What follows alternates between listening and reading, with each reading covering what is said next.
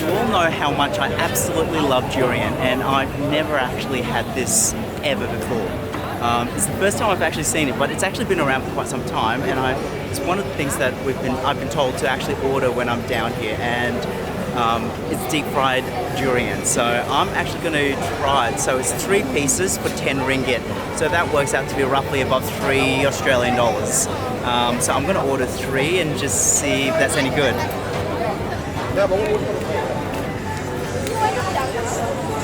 I got my durian.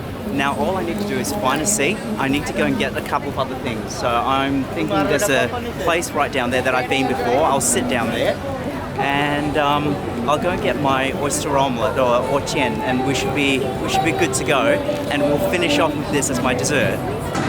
Here lies the problem. You know I love my carbohydrates, I love my rice and I love my noodles, but being a solo traveller, I just don't have the stomach space to try the variety of foods that I really want to try and kind of supplement it with rice or noodles. So like the other night, it's purely going to be 3 dishes, and the challenge is not to have the same 3 dishes I ordered the first time, which unfortunately they are the 3 favourite things I ordered. Well, 2 of the things I love ordering anyway. I'm going to look through the menu and hope that they have 4 angle beans. If they have 4 angle beans, that's one of my all-time favourite Malaysian vegetable. So, slauncher.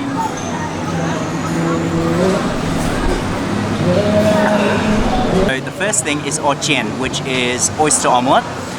It's my favourite. So if you travel all around Asia, whether it's Taiwan, Hong Kong, and you can head right south. In fact, there's a whole study and education facility all around how to make the perfect oyster omelette. And some of them add corn flour, others add glutinous rice flour, as the initial base. So when I make it, I use a combination of corn flour and glutinous rice flour. I crisp that up first, and then I'll add in the Australian oysters, which are big, plump, kind of Sydney Bay oysters here, which are different. So it's sacrilegious, I know, to cook Aussie oysters, but I don't like fresh oysters generally. So that's the first dish I've ordered. The second dish I ordered is lala, or what we back home call clams. So I've ordered to be hot and spicy. And the third thing I've ordered is a mixed vegetable, but more specifically, the reason I ordered that is because there's a photo of the 4-angled bean.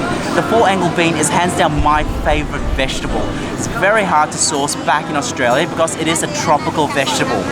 So here's hoping they have plenty of it. I did ask for the stir fry to be exclusively 4-angled beans, but they said no, sorry, it's going to be mixed with green beans and Asian,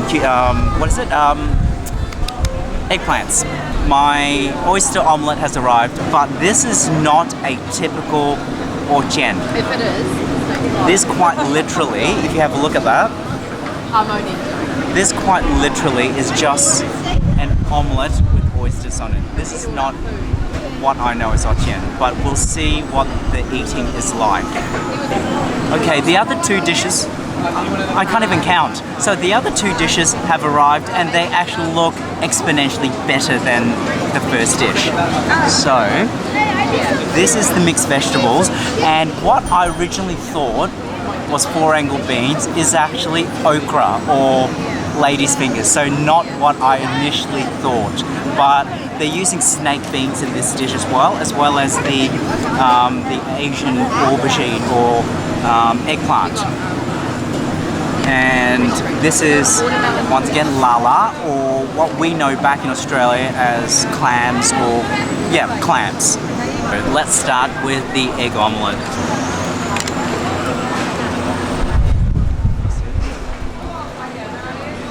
Well, at least the oysters are there.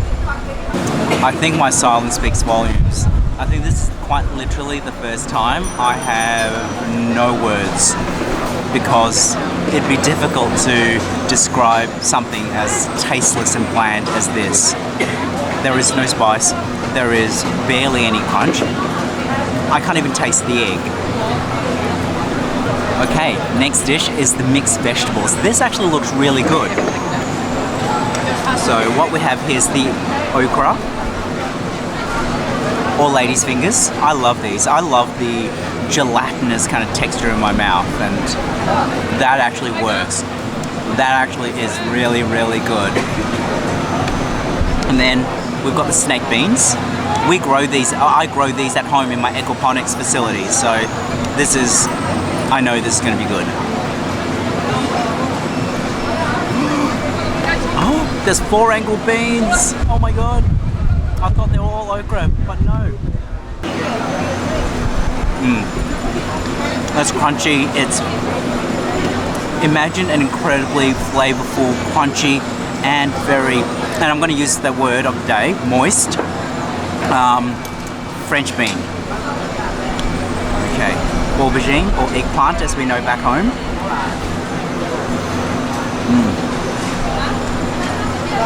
That's good. And now to the hot and spicy lala, or hot and spicy clams.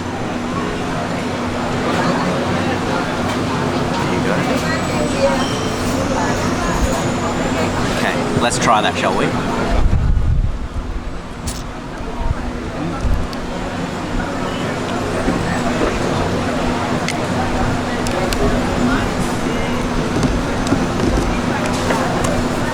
Oh my god. That is spectacular. My tongue is tingling and I can taste a lot of curry leaves. That is heavenly. That is seriously good. So 2 out of 3, not bad. I am now going to try the fried durian. Okay. This looks like any old fried fritter, really. Oh, I just realized something. One of the old wives' tales about durian is that you never ever eat durian and alcohol at the same time. Allegedly, if you eat durian and drink alcohol at the same time, you will die. If you believe that. BS. So, here I go after taking a swig. Oh my god.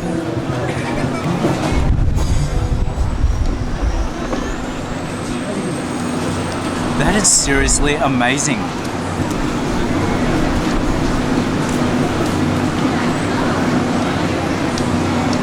Wow. You see that? The durian has literally turned into custard. That is amazing. That is seriously good.